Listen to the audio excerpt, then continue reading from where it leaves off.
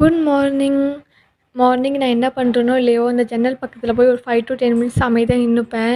ஏன்னா பாப்பா பின்னாடி ஓடிக்கிட்டே இருக்க மாதிரி இருக்குது. நமக்குன்னு ஒரு டைம் ஸ்பெண்ட் பண்ணிக்க டைமே கிடைக்கிறதே இல்லை. அதுவும் இந்த காற்றுக்கு முன்னாடி போய் நிற்கும்போது அவ்வளோ மைண்ட் ரிலாக்ஸிங்காக இருக்கும். அப்புறம் பாப்பாவுக்கு வந்து பருப்பு சாப்பாடு தான் ரெடி பண்ணியிருந்தேன்.